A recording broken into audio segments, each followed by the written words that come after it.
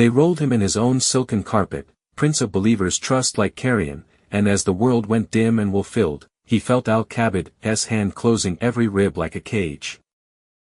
In the year 1258, the golden sun over the cradle of civilization did not warm the earth so much as it scorched a warning into the clay, yet the eyes of the 37th Abbasid Caliph were too blinded by the shimmer of his own opulence to read the signs written in the dust. Baghdad was not merely a city in this era but the very center of the known world, a sprawling metropolis of round walls and impossible architecture where the Tigris River flowed like a vein of silver through a body that was secretly dying of gangrene. Al-Musta'sim Billah sat ensconced within the Dar al-Khalifa, the palace of the caliphate, surrounded by walls inlaid with teak and ivory, breathing air heavily perfumed with musk and ambergris to mask the rising stench of a stagnant empire. He was a man who believed his lineage protected him like a suit of invisible armor, convinced that the blood of the Prophet running through his veins made him untouchable by the profane hands of mere mortals, yet he had fundamentally misunderstood the nature of the power he claimed to wield. He had forgotten the attribute of Al-Qaabid, the constrictor, the divine aspect that withholds the soul from the body and the rain from the sky, and in his arrogance, he began to embody this dark constriction himself, turning the flow of the empire inward until it choked. The treasury of Baghdad was legendary, a cavernous expanse beneath the palace floors where gold dinars were not counted but weighed in tons, yet the caliph refused to spend a single coin on the reinforcement of the city walls or the payment of his disgruntled soldiers. He hoarded the wealth of nations with a pathological intensity, his hands permanently curled inward in a gesture of spiritual miserliness, believing that the accumulation of metal was the same as the accumulation of security. The markets of Baghdad were still bustling with merchants selling silk from China and spices from India, but beneath the noise of commerce was a hushed, terrified whisper that traveled through the tea houses and the mosques, a rumor of a darkness rising in the east that possessed neither mercy nor piety. The scholars in the House of Wisdom scribbled furiously onto parchment, translating the works of Aristotle and Plato, oblivious that the ink they used would soon be indistinguishable from the black mud of the riverbed. Al-Musta'sim spent his days listening to the flattery of corrupt viziers who told him that the Mongol horde was nothing more than a dust storm that would break against the holy shield of his dynasty, feeding his delusion that inaction was a form of divine patience. He did not see the rot in the wooden gates or the rust on the iron hinges, nor did he feel the vacuum he was creating by withholding his charity and his duty from his people, a vacuum that nature was preparing to fill with fire and blood. The spiritual atmosphere of the city had become heavy and oppressive, a thick blanket of humidity and hubris that made it difficult to breathe, as if the very air was waiting for permission to circulate. It was a silence before the thunder, a moment of suspended animation where the caliph stood at the precipice of history, holding the keys to his own salvation in his hand but refusing to turn the lock because he feared the cost of the oil. He was the withholder in human form, clutching his pearls while the horizon turned the color of a bruise, completely unaware that by closing his fist so tight around his gold, he was signaling the universe to close its fist around his throat. The horizon to the east did not merely darken with the coming of the night, it was consumed by a living, breathing shadow that moved across the Zagros mountains with the inexorable weight of a shifting tectonic plate. This was not a storm of rain and wind, but a tempest of iron, horsehair, and singular, terrifying intent led by Hulagu Khan, a man whose very bloodline was forged in the fires of the steppes and whose mandate was the erasure of civilizations that had grown too fat and too slow to justify their existence under the eternal blue sky. While Baghdad slept in a narcotic haze of its own fading glory, the ground beneath the feet of the farmers and the watchmen began to tremble with a rhythmic, low-frequency vibration that was felt in the teeth before it was heard by the ears, the collective hoof-beats of 150,000 Mongol cavalrymen riding in a formation so disciplined it terrified the chaotic hearts of men. Hulagu was not merely a warlord, he was a force of cosmic correction, a hammer sent to shatter the brittle glass of the Abbasid illusion, and he brought with him a siege engine of logistical perfection that had already swallowed the assassins of Alamut and now turned its hungry gaze toward the city of peace. Inside the palace, the air was thick with a paralyzing denial, a psychological constriction that mirrored the divine name Al-Qaabid, for just as the caliph withheld his gold, his mind withheld the truth of his predicament. His generals, men with faces scarred by minor skirmishes and souls weary from neglect, came to him with desperation clawing at their throats, begging for the treasury to be unlocked, for the gold dinars stacking up in the damp dark to be brought into the light to purchase mercenaries, to reinforce the crumbling mortar of the outer walls, and to put steel into the hands of the populace. They spoke of the Mongol approach not as a possibility but as a nearing apocalypse, describing the smoke that already choked the eastern sky and the rivers that were being diverted to flood the defensive plains. Yet, Al-Sim Billah looked at them with eyes glazed by avarice and fear, his soul clenched tight like a miser's fist, unable to release the resources that could save him because he had come to worship the accumulation of wealth more than the preservation of life. He dismissed their pleas with the arrogance of a man who believes God is his personal servant, claiming that if the horsemen of the steppes dared to approach the holy city, the very angels of heaven would descend with swords of fire to smite them. It was a grotesque theology of greed, where the caliph believed his inaction was a form of piety, failing to see that he was invoking the contraction of his own doom. The soldiers on the walls, unpaid for months, their armor rusting and their bellies hollow with hunger, looked out at the gathering storm with a sense of fatalistic dread, their loyalty eroding with every empty promise that fell from the palace lips. They stood on ramparts that had not been repaired in decades, watching the terrifying efficiency of the Mongol war machine as it began to construct a ring of death around the city.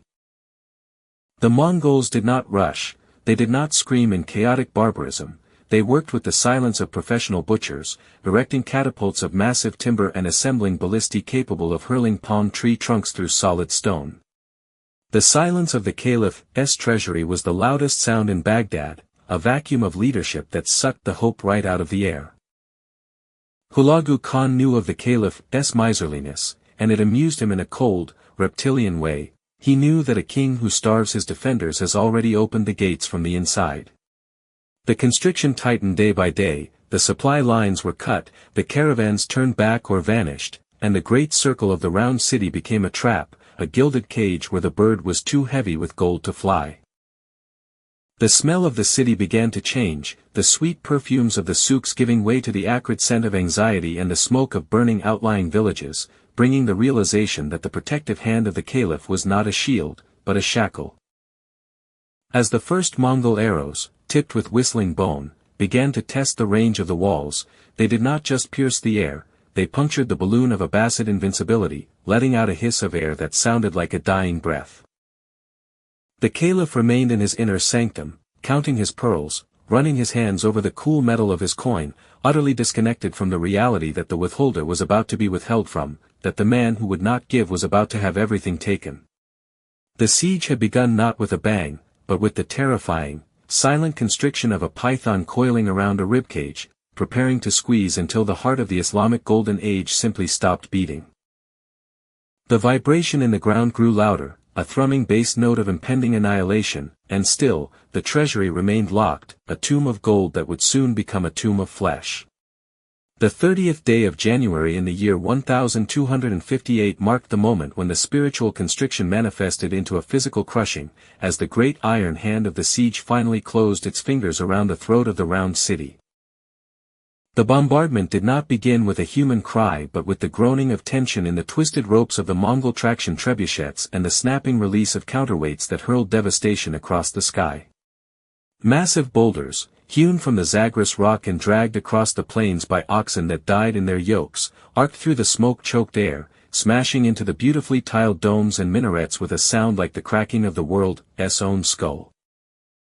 The exquisite brickwork of the Abbasids, arranged in geometric patterns meant to reflect the infinite order of the divine, was pulverized into dust in mere seconds, turning the architecture of 5 centuries into a choking cloud of grey powder that coated the tongues of the faithful.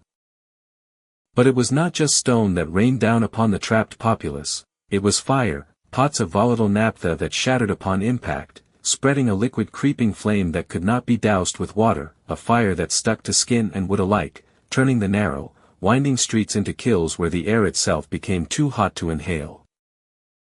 The panic that ensued was absolute, a terrified stampede of humanity pressing inward, away from the walls, compressing the population into a tighter and tighter mass in the center of the city, inadvertently enacting the very constriction of Al-Qaabid upon themselves.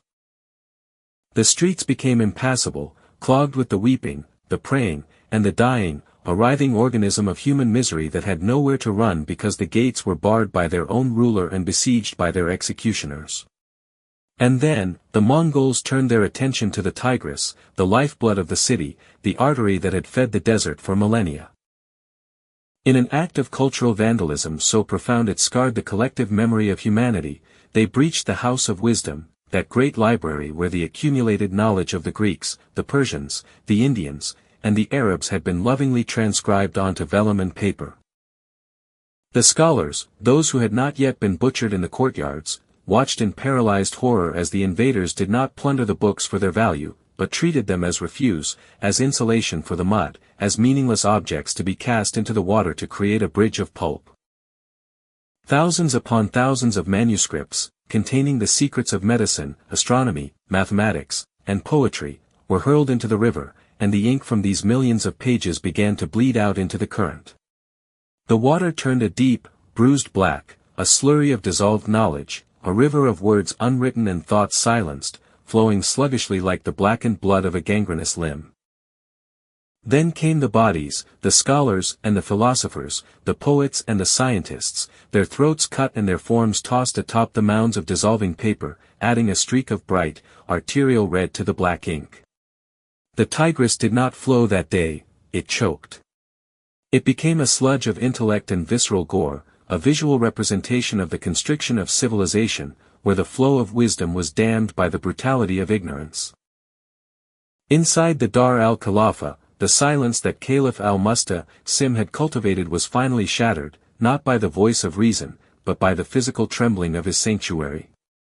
Dust fell from the intricate muqarnas of the ceiling, dusting his silk robes in the pulverized remains of his own defenses, and the smell of the burning city, a vile concoction of roasting meat, sulfur, and ancient dry wood, seeped through the heavy velvet curtains, overpowering the musk and jasmine.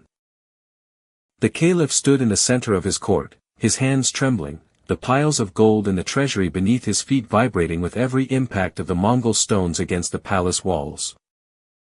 He had withheld his wealth to secure his power, but now, faced with the mechanical inevitability of the Mongol siege, he realized with a sickening lurch of his stomach that gold has no structural integrity, that a dinar cannot stop a heavy arrow, and that a pearl cannot bribe a fire to stop burning. The constrictor was no longer an abstract theological concept or a divine attribute to be meditated upon, it was the physical reality of his existence. His chest felt tight, his lungs refusing to expand, mirroring the state of his city. He sent out messengers, frantic and terrified men waving white flags, offering tribute, offering submission, offering the very gold he had hoarded, but the time for transactions had passed. Hulagu Khan did not want the gold as a gift, he intended to take it as a prize. The Mongol warlord returned the messengers with silence or with their heads severed, signaling that the constriction would not stop until the pressure had crushed everything inside the shell. The psychological toll on the citizenry was a descent into madness. Mothers smothered their infants to save them from the terror of the inevitable breach, and men who had spent their lives in pious prayer stood atop the roofs screaming at a silent heaven, asking why the withholder was squeezing them to death. There was no water to drink, for the river was poison, there was no food to eat, for the granaries were burning, there was only the suffocating closeness of death. The walls, those ancient guardians of the caliphate, began to groan and buckle, massive sections of masonry sliding away like weeping faces, exposing the soft, terrified flesh of the city within to the cold, predatory gaze of the steppes. The arrows from the Mongol composite bows fell like a dark rain, a constant, hissing downpour that pinned people to the earth, creating a carpet of dead that made it impossible to walk without stepping on the fallen. It was a sensory overload of horror, a cacophony of screams, crumbling stone, roaring fire, and the rhythmic, terrifying drumming of the Mongol war drums that beat in time with the frantic, failing heart of Baghdad. The city was being digested, slowly and painfully, its outer layers stripped away, its defenses dissolved, until only the raw, beating center remained exposed. Al-Musta-Sim looked at his viziers, the men who had whispered sweet lies of safety, and saw only his own reflection in their terrified eyes, the reflection of a miser who had bought his own doom with the currency of inaction. The siege was absolute. The river was clotted. The air was smoke. The breathtaking realization washed over the caliph that his hoarding had not built a fortress, but a tomb, and the heavy stone door was being sealed shut from the outside. The withholder had become the withheld, and the great crushing weight of history was now mere inches from his face. The 10th day of February in the year 1258 dawned with a silence that was more terrifying than the thunder of the catapults, for it was the silence of a heart that has ceased to beat but has not yet realized it is dead.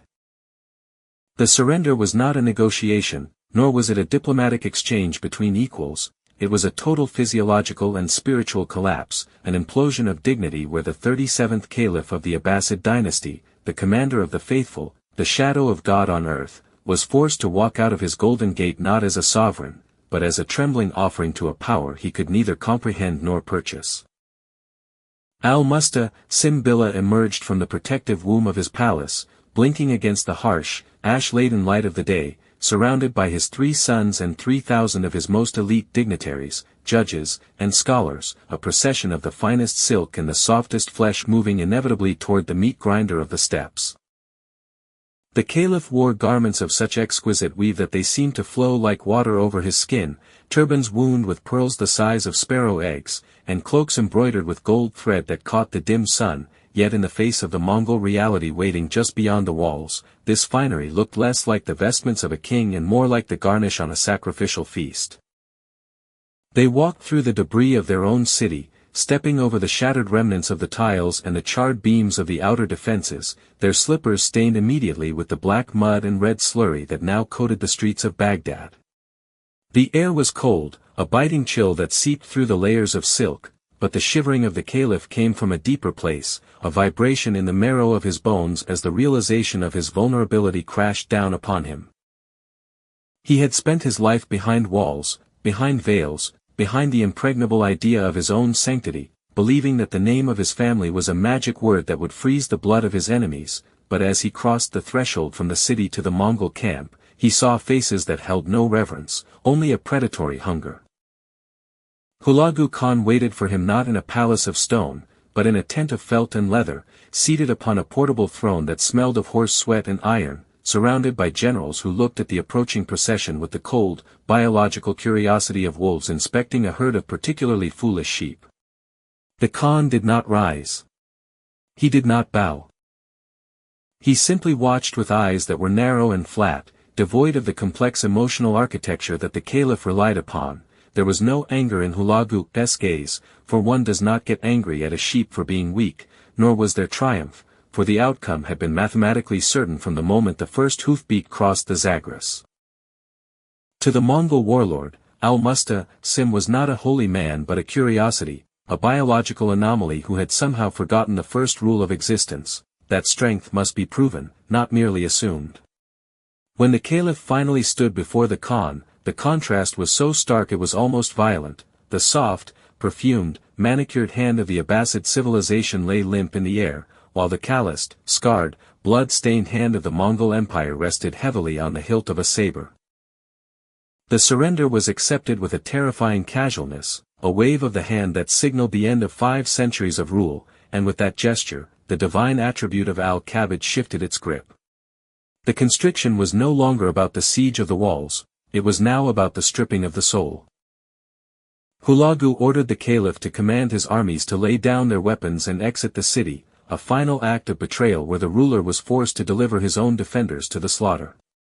Al-Sim, desperate to preserve the breath in his lungs, desperate to keep the blood inside his veins, complied, sending out the order that disarmed the last resistance of Baghdad, believing in his naive, miserly heart that cooperation would purchase mercy. He was wrong.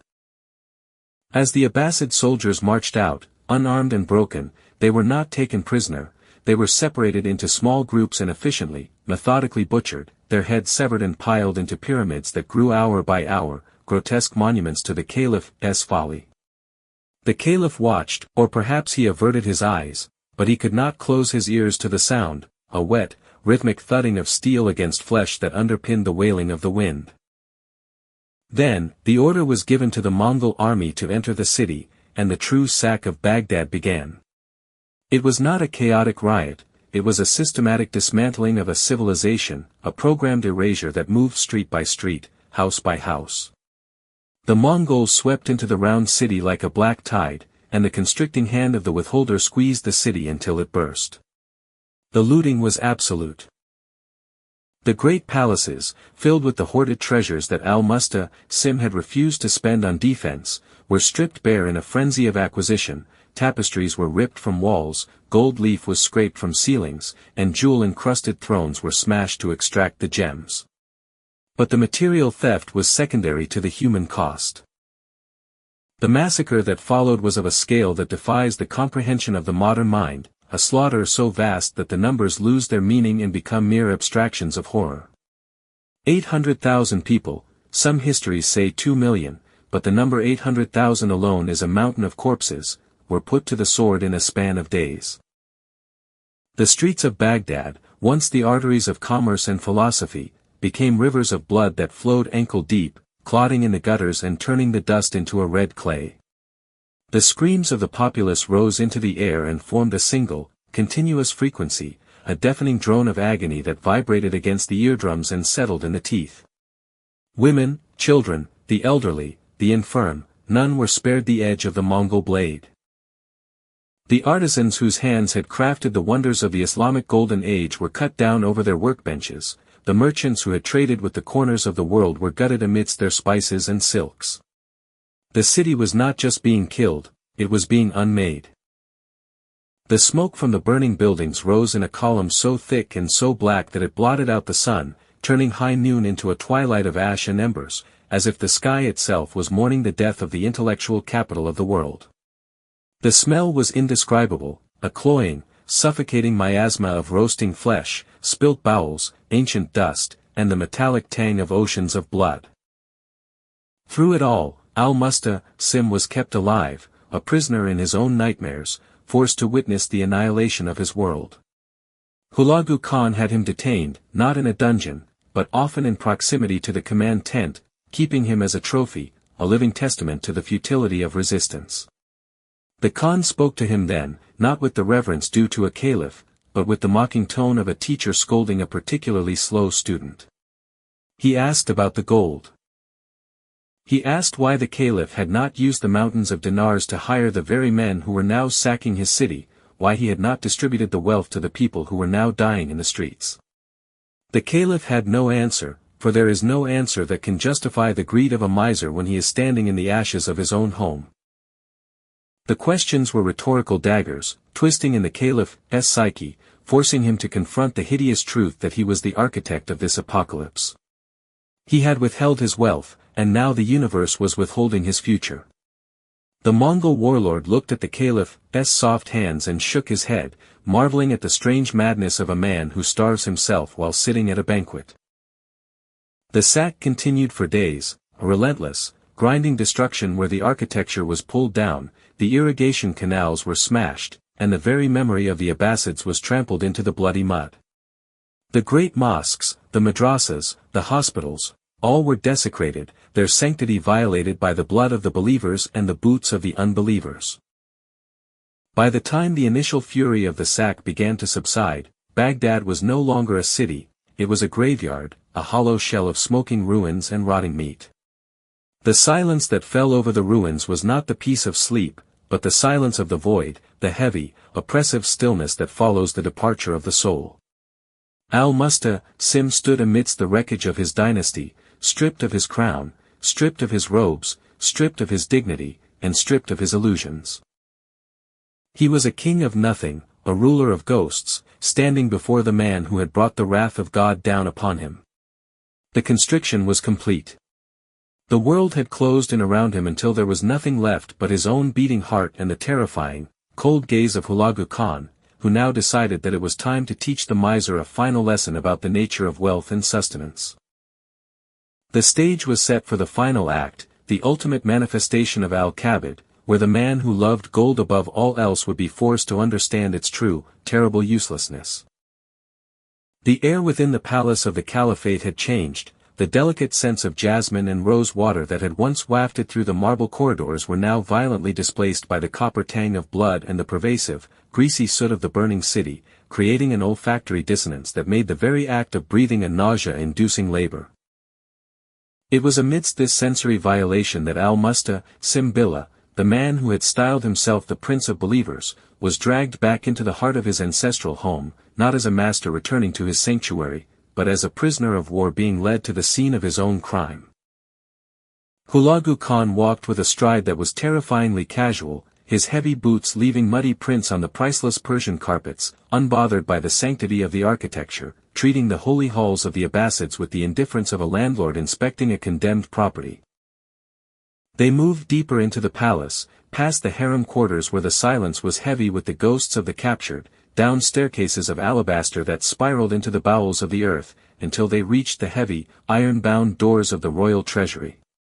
This was the sanctum sanctorum of the Caliph's avarice, the place where the pulse of the empire had been arrested, hoarding the flow of wealth that should have circulated to the limbs of the state. When the doors were forced open, the light from the Mongol torches danced across a sight so overwhelming that it momentarily silenced even the hardened generals of the steppe. It was a cavern of solidified greed, a subterranean ocean of gold dinars, silver dirhams, heaps of uncut rubies from Badakhshan, emeralds the size of fists, and pearls harvested from the deepest beds of the Gulf, all piled in careless mounds that reached toward the vaulted ceiling. It was enough wealth to have hired every mercenary from the Nile to the Oxus, enough to have built a wall of steel around Baghdad, enough to have fed the poor of the world for a generation, yet here it sat, cold, heavy, and useless, a monument to the fatal attribute of Al-Qaabid, the withholder. Hulagu Khan stepped into the room, his boots crunching on the loose coins that spilled across the floor like gravel, and he turned to the caliph with a look of genuine, anthropological bewilderment, unable to comprehend the psychology of a man who would choose to die rich rather than live poor. The Mongol warlord picked up a golden plate, heavy and encrusted with lapis lazuli, and held it out to the trembling caliph, his voice dropping to a low, mocking rumble that echoed off the walls of the treasury. He asked the caliph why, with such a mountain of metal at his disposal, he had not melted it down to forge arrowheads, why he had not distributed it to his soldiers to buy their courage, why he had not thrown it from the walls to sow discord among the invaders. The caliph, his lips parched and cracked, his fine robes torn and stained with the filth of the streets, could offer no answer, for there is no logic to greed that can withstand the scrutiny of survival. He stood mute, a small, shivering figure dwarfed by the towering evidence of his own failure. Hulagu then issued a decree that was as poetic as it was cruel, a sentence that fit the crime with a terrifying symmetry. Since the caliph loved his gold so much, since he had cherished it above the blood of his people and the safety of his throne, he would be allowed to remain with it, alone, undisturbed, for all eternity. The Khan ordered his guards to set a table in the center of the treasury, placing upon it a platter of gold and a goblet of gems, but no bread, no water, no meat. With a final, chilling smile, Hulagu told the caliph to eat of his treasure, to sustain himself on the yellow metal he had hoarded, and then he turned and walked out, the heavy iron doors slamming shut with a sound like a tomb being sealed, the lock turning with a finality that severed the caliph from the world of the living. The silence that descended upon Al-Muslim was absolute, a heavy, suffocating blanket that pressed against his eardrums, distinct from the silence of the library or the mosque because it was devoid of the potential for sound. It was the silence of the grave. At first, the caliph sat in the darkness, lit only by the faint shafts of light that filtered through the high, barred ventilation grates, staring at the mountains of wealth that surrounded him. In the initial hours, there was a strange, delirious comfort in the familiarity of the hoard, a lingering delusion that perhaps this was a test, that his divine right would manifest and the doors would open, that the gold still held power. He ran his hands through the piles of dinars, the cold metal sliding over his skin, the clinking sound providing a fleeting distraction from the gnawing emptiness that was beginning to expand in his stomach. But as the hours stretched into days, the biological reality of his condition began to assert itself over his psychological constructs, and the attribute of the constrictor began to manifest within his own viscera. Thirst came first, a dry, rasping fire in the back of his throat that made his tongue swell and his lips split, a desperate, primal craving that turned his gaze toward the goblets of crystal and ruby. He crawled toward them, his hands shaking, lifting a cup encrusted with diamonds worth the price of a city, only to find it empty, a beautiful, hollow mockery of sustenance. He brought the cold rim to his lips, sucking on the hard stone, his mind momentarily tricked by the coolness of the gem, but there was no moisture, only the sterile taste of mineral and dust. The irony began to flay his mind. He was the richest man in the history of the world, surrounded by enough purchasing power to buy the Tigris River itself, yet he could not buy a single drop of water. As the second and third days passed, the hunger transformed from a dull ache into a sharp, twisting agony, as if a feral animal was trapped inside his abdominal cavity, clawing at his ribs, demanding to be fed. The golden dinars, which he had counted and weighed with such loving precision for decades, began to look different in the dim light. They took on the sheen of loaves of bread, the roundness of fruits, the texture of sweetmeats. Hallucinations born of dehydration and starvation began to flicker at the edges of his vision, teasing him with mirages of banquets, of flowing fountains, of the simple, peasant food he had turned his nose up at in his days of glory. He found himself crawling over the piles of wealth, his silk robes shredding on the sharp edges of the jewelry, grabbing handfuls of pearls and shoving them into his mouth, his teeth cracking against the hard spheres in a desperate, mad attempt to extract nourishment from the stone.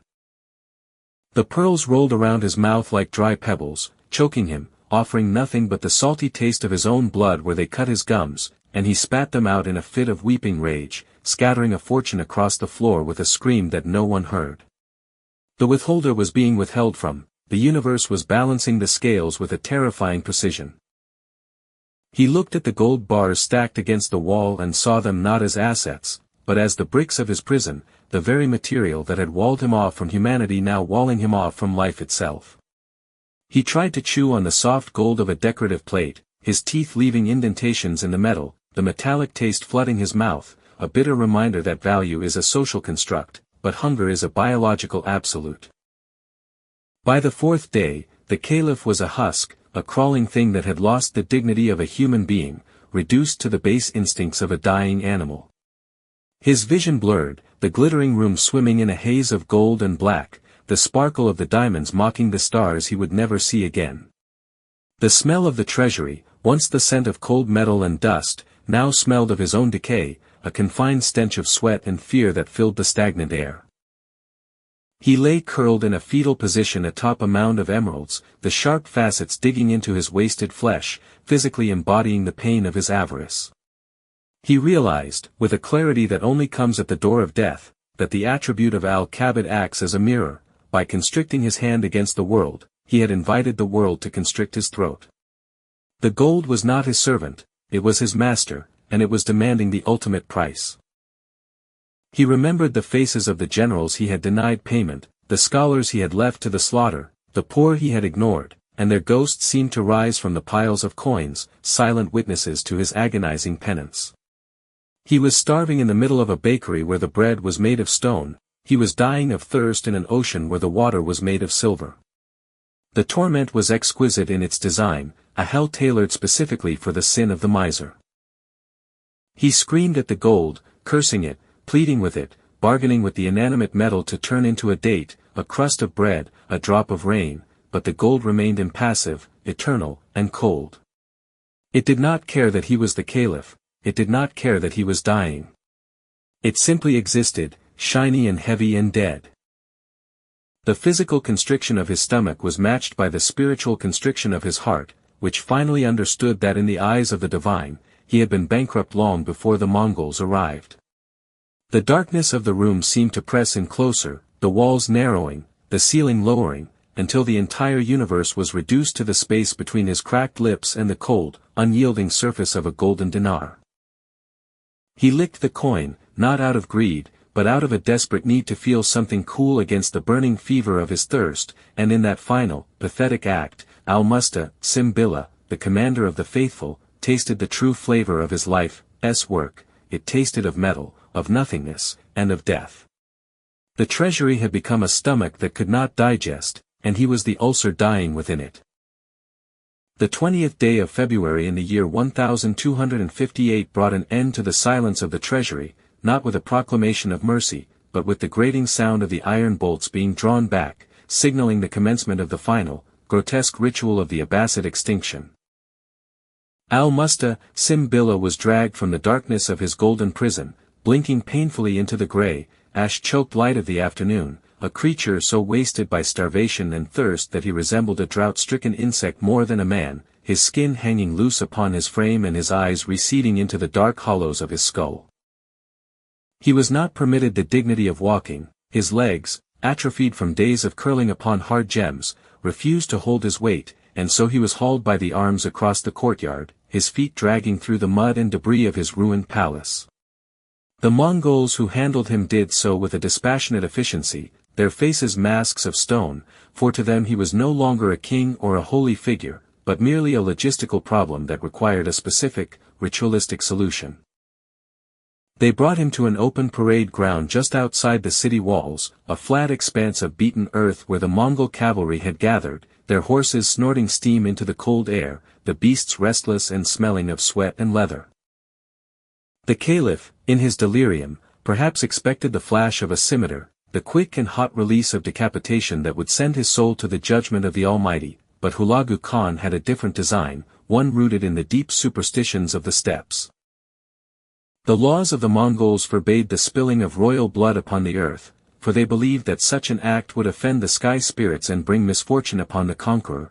Therefore, the execution had to be bloodless, a death of crushing pressure rather than severing steel, a method that would keep the Caliph's fluids contained within his own vessel.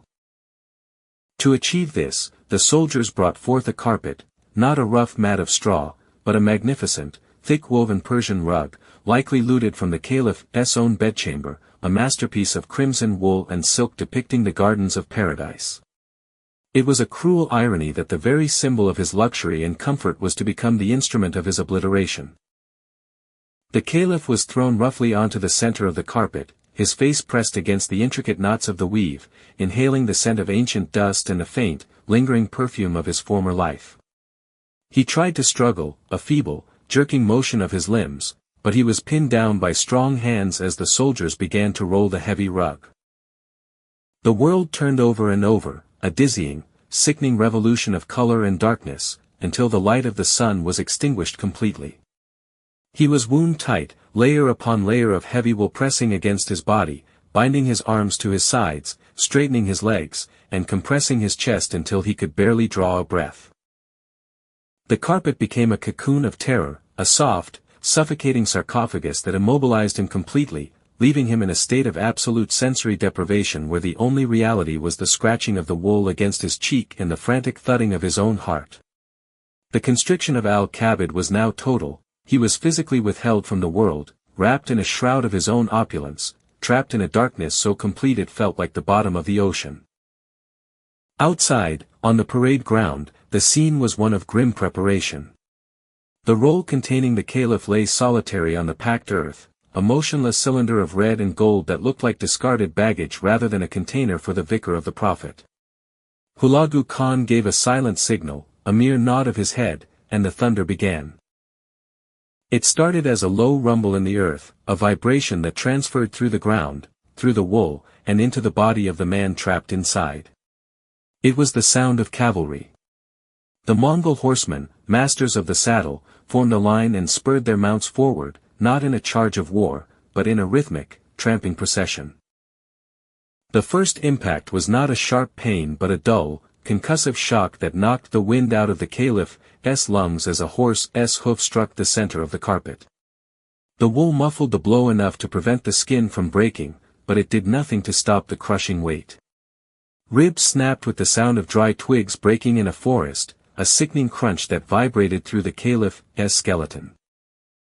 He tried to scream, to beg, to invoke the names of his ancestors, but the pressure on his chest was so immense that no air could escape his throat to form words. His cry was nothing more than a wet, gurgling gasp that was swallowed by the thick layers of the rug.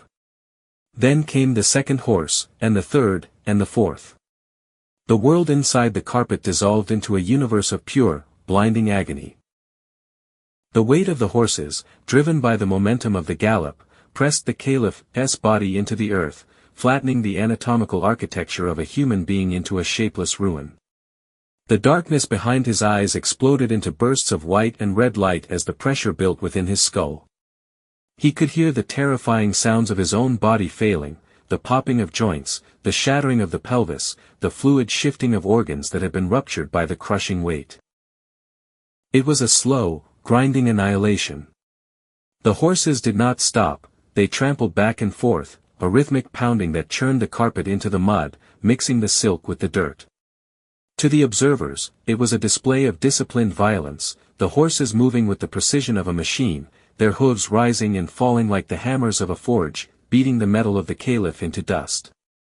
To the man inside, it was the end of the universe. The attribute of the constrictor had manifested in its most literal, terrifying form. The space he occupied in the world was being forcibly reduced, squeezed out of existence. He was being returned to the clay from which Adam was made, but he was being returned by force, mashed back into the primal matter of the earth.